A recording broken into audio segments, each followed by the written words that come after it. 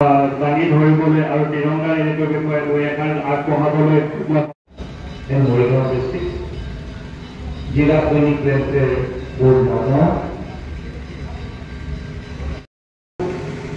সন্মানীয় বীৰ নাৰীসকল, ছাত্ৰ ছাত্ৰীসকল আৰু আজিৰ এই সভাত উপস্থিত আমাৰ সন্মানীয় অতিথিবৃন্দ, জয় জয়তে আজিৰ এই পবিত্ৰ আৰু শুভ দিনটোত মই আয়োজকসকলক মোৰ আন্তৰিক ধন্যবাদ আৰু শ্ৰদ্ধা জ্ঞাপন কৰিছোঁ।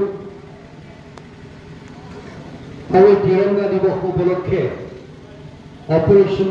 সিন্দুৰক স্মৰণ কৰি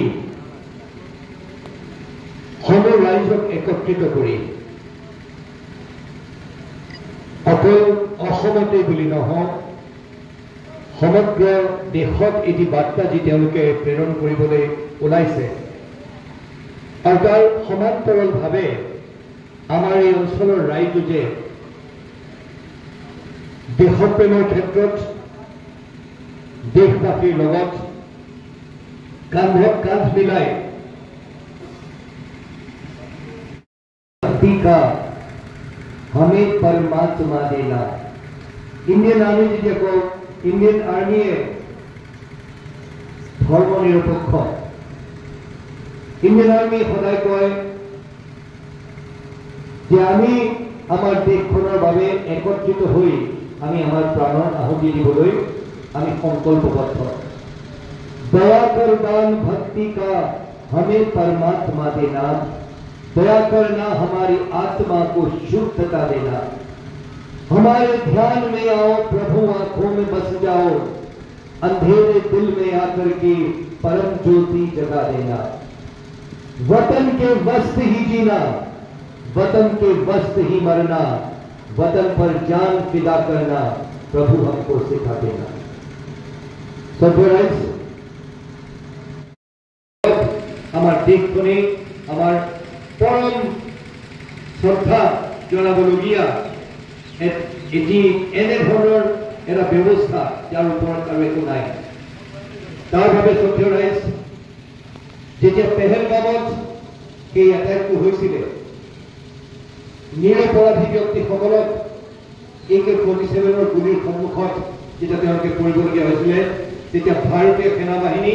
তথা ভাৰত চৰকাৰে এটা সিদ্ধান্ত লৈছিলে যে অপাৰেশ্যন সিন্দুৰৰ জৰিয়তে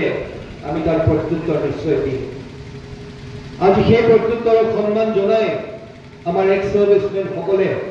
এটা ৰেলী আয়োজন কৰিছে, তিৰংগা ৰেলী। আজি এই ৰেলীটি তথা তেওঁলোকৰ এই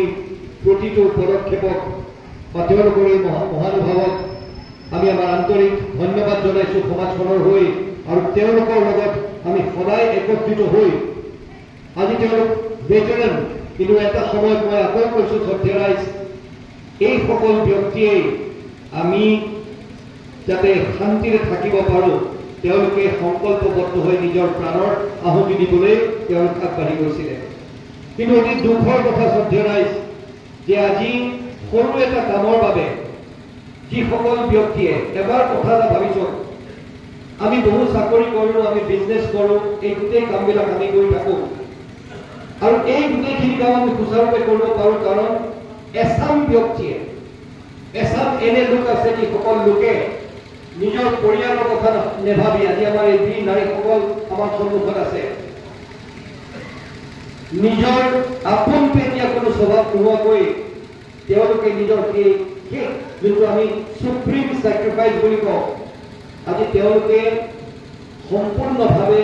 দেশৰ বাবে, নিজৰ সমাজখনৰ বাবে নিজৰ প্ৰাণৰ আহুতি দিবলৈ বা নিজৰ প্ৰাণৰ কোনো ফিকৰ নকৰি তেওঁলোকে চৰহদলৈ যায় আৰু গৈ আমাৰ শত্ৰুৰ বিৰুদ্ধে তেওঁলোকে আমাক নিৰাপত্তা দিয়ে।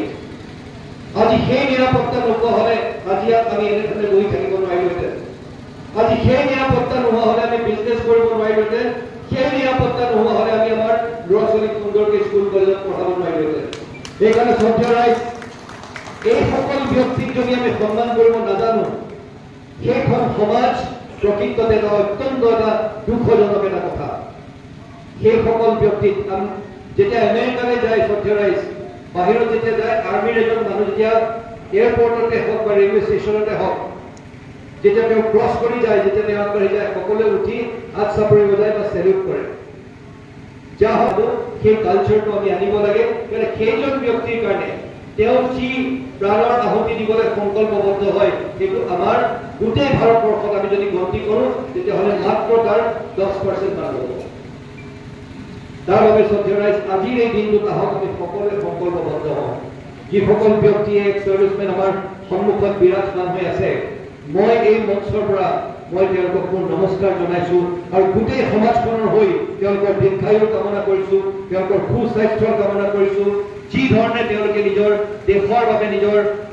কৰ্মৰ জৰিয়তে কৰ্মৰাজিৰ জৰিয়তে তেওঁলোকে যি কাম আগবঢ়াই গ'ল যি সেৱা দেশৰ বাবে আগবঢ়াই গ'ল আমি নমন কৰিছো আজি এই মঞ্চৰ পৰা যিসকল জোৱানক আমি হেৰুৱাবলগীয়া হ'ল আমি স্বাধীনতাৰ পৰা এতিয়ালৈকে আমি বহুতো জোৱানে নিজৰ প্ৰাণৰ আহুতি দিছে আজি সেই সকলক আমি নমন কৰিছো সেই সকলক আমি স্মৰণ কৰিছো পুনৰবাৰ ভাৰতীয় সেনা বাহিনীক মই মোৰ আন্তৰিক ধন্যবাদ জনাইছো আৰু সকলোকে অনুৰোধ জনাইছো আহক আমি থিয় হৈ তেওঁলোকৰ বাবে ইতিহাস চাপৰি দিওঁ সকলোকে অনুৰোধ জনাইছো তেওঁলোকে ইতিহাস চাপৰি দিওঁ আহক কিন্তু আপোনালোকৰ বাবে সদ্য ৰাইজ বহুত বহুত ধন্যবাদ ইমান সুন্দৰকৈ আজি অনুষ্ঠান ভাগ আপোনালোকে আয়োজন কৰিলে আপোনালোকৰ যি মনোবাঞ্ছা লৈ আপোনালোকে অনুষ্ঠান ভাগ আগবঢ়াই লৈ গৈছে আপোনালোকৰ মনোবাঞ্ছা পূৰ্ণ হওক সমাজত যি আপোনালোকে বাৰ্তা কঢ়িয়াই লৈ যাব বিচাৰিছে সেই সমাজত সেই বাৰ্তা যাতে চাৰিওপিনে উভৰি উভৰি চাৰিওপিনে আমি বিয়পাই দিব পাৰোঁ ইয়াকে কৈ আজি আয়োজকসকলক মই মোৰ আন্তৰিক ধন্যবাদ জনাইছো আমাক ইমানখিনি সন্মান যাচি আপোনালোকৰ আগত আমাৰ মনৰ এইখিনি ভাৱ প্ৰকট কৰিবলৈ দিয়াৰ সুযোগ দিয়াৰ বাবে মই মোৰ আন্তৰিক ধন্যবাদ জনাই অনুষ্ঠানটিৰ উত্তৰোত্তৰ কামনা কৰি মই মোৰ বক্তব্য